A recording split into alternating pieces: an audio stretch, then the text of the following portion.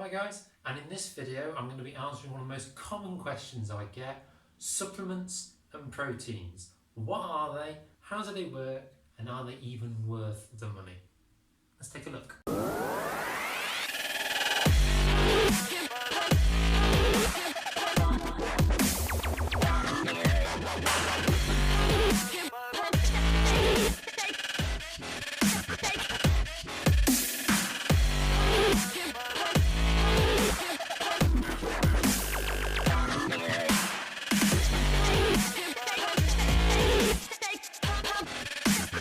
So here are the range of supplements that I'm going to be taking us through in this video. They are protein and protein snacks, multivitamins, creatine and amino acids. So one of the most common things you will find when you go into the world of fitness is the word protein. These chaps, protein powders. So these are the things that you chuck into a cup, mix it up, and you've got yourself a really tasty milkshake. Now protein powders tend to come in different forms. The most common form you're going to see is what's called whey protein, and these are made from the extracts in milk. So for those of you who are things like lactose intolerant, I would keep clear of the whey protein. There are vegan options out there. They tend to be a little bit more expensive, but flavour wise and things, they tend to be still quite good. Cost. Protein powders come in different variations. So this one is a lean muscle mass. Different companies will have different formulas depending on the goal that you are aiming for. Are they worth it? So this particular bag gives me about 30 servings. So this will last me, if I have one protein shake a day, will last me about a month. And they usually cost somewhere between 40 to 50 pounds. Sometimes you can find cheaper, so there are some supermarkets out there that will do deals. However, usually the flavours they offer are either poor tasting or it's actually from a previous range and they're just trying to get rid of stock. So along with protein powders out there, one of the big things that's been hitting the supermarket shelves especially, but also the fitness industry in general, are these chaps. Protein bars, protein cookies. So these have been around for a fair few years now, and again, like the protein powder, companies have got really good at getting quite good flavours out of them. One of my preferred companies is this one, Grenade. A lot of their products originally contained a lot of caffeine, green tea extracts, stuff to help encourage your body to get rid of unwanted fat. Since then, they have kept the mantra, if we have a look, of carb killers. So these carb killers they've now included into their protein bars. What it means by carb killer is that this particular bar is very low in carbohydrates. That's it. Your body uses carbohydrates anyway as its energy source. So if you're eating something that tastes sweet, usually it has lots and lots of carbohydrates, lots and lots of sugars in them to help give you energy. These taste sweet, but they don't have that much in the way of energy in them. Similar to my protein powders, these I tend to use very sparingly. These fit in quite well with my lifestyle in terms of my job. I find it very difficult to have a good solid lunch. I'm always on the move at lunchtime, so having one of these in my bag is really good backup for me. I tend to keep a couple in the car as well, so even on weekends, if I get caught out, haven't had something to eat, I get a bit grouchy. So having one of these in the car works really well. It's a good snack to fall back on. I'm not going to say don't get them, but be aware of the price of them. They usually are a couple of quid each, so they're not cheap. These again are like the equivalent of, in case of emergency, break glass and grab protein bar. These are emergency backups. They are not a substitute for food. Always choose food over any supplement. Better for you, you'll feel fuller for longer, and you will feel far more satisfied if you are eating rather than nibbling on things like this. Another common thing you're going to get thrown at are these chaps. Multivitamins. Those who are beginning to go into the fitness world and healthy lifestyle, multivitamins are probably going to be the most common thing that you're going to hit first. I'm not saying that they're a bad thing, however, a lot of studies recently have shown that they do very little for you. So in this particular off-the-shelf example of multivitamins, there is over 200% of my required vitamin C. Why would they put 200% worth of vitamin C in this if I don't need it? And the reason is your body cannot absorb that much. can't even absorb 100%. So they try and put extra in the hopes that your body will absorb a little bit more. You'll find that you'll end up peeing most of it out in a beautifully fluorescent stream. I'm not saying, again, don't buy vitamin tablets. They are really, really good to top up should your diet be lacking in anything. So for example, there are certain foods that I don't like to include in my diet purely because I don't like the taste, and the alternatives are slightly too expensive for my budget. So multivitamins that include those missing vitamins work really, really well for me. So should you buy multivitamins?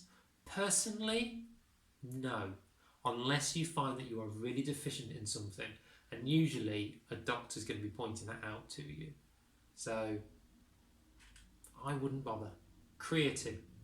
So creatine's job at its most basic level is a chemical that tells the cells in the body to absorb water. Every muscle in our body responds to electrical signals. If you've seen those things like those ab belts or those electrodes that you can put on your arms and they sort of make you twitch and flicker and you kind of, ooh, what's going on? So your body responds to electrical signals. The muscles contract because an electrical signal is being sent from your brain to the muscle to contract, okay?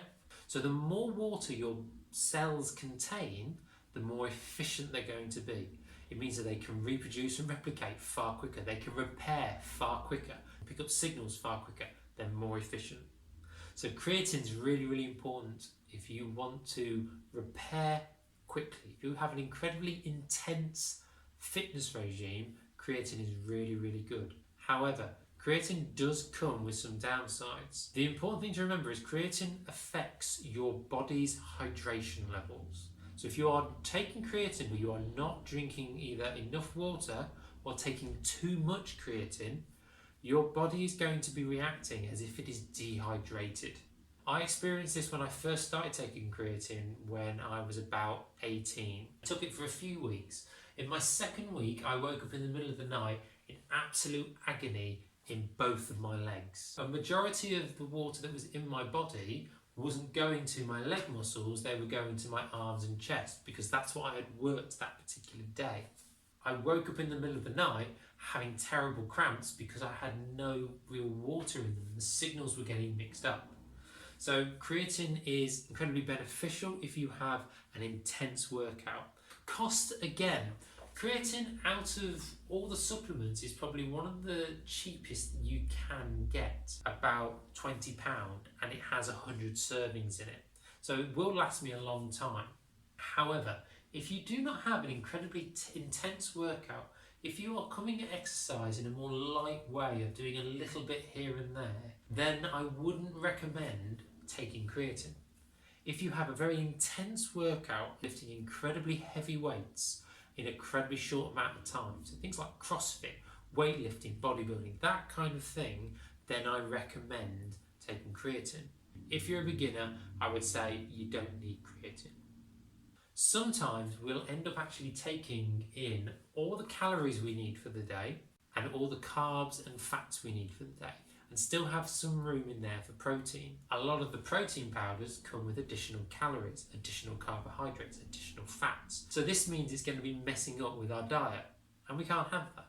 So one thing that a lot of companies have started doing is throwing out amino acids. So these essentially come with barely any calories. Now, I know what you're thinking, especially for those of you who are thinking like, oh, no calories, I'm definitely having some of that. These are of only use to you if your body actually needs them. Amino acids are there to help your body repair. If you aren't using your body in an extreme way and require repair, amino acids as a supplement are a complete waste of your time. Okay? They will not help you lose weight. They have nothing to do whatsoever with fat reduction. The proteins that you need should be coming in your diet naturally. This is just to top them up if needed.